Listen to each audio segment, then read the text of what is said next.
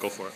Alright, so we're going to go over some particulars with regards to the overhead squat. A lot of things that I see a lot of people focusing on the wrong things when it comes to this exercise.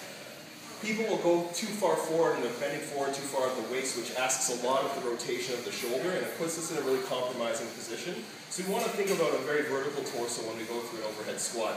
Good exercise to work on the rotation component first. Just grab any dowel, a broomstick, a stick of wood, whatever it is, and go through a full revolution.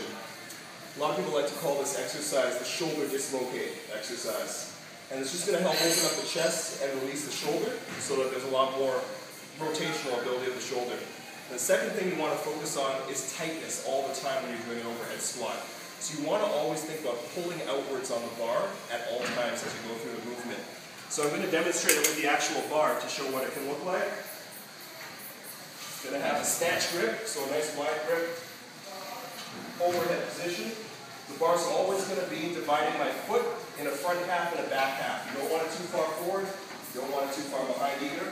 Right over the middle of the foot. I'm going to pull outwards on the bar. I'm squeezing outwards on the bar. Keep my feet in my regular squat stance, and I open my knees.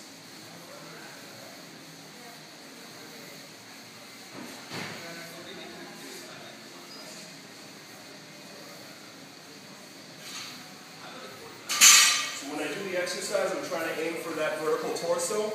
I'm trying to look for that thoracic extension.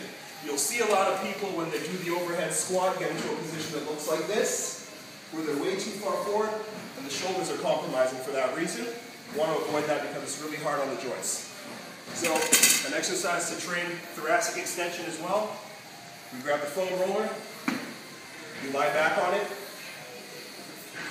right underneath the shoulder blades, underneath the scapula, and we just work on that spine extension.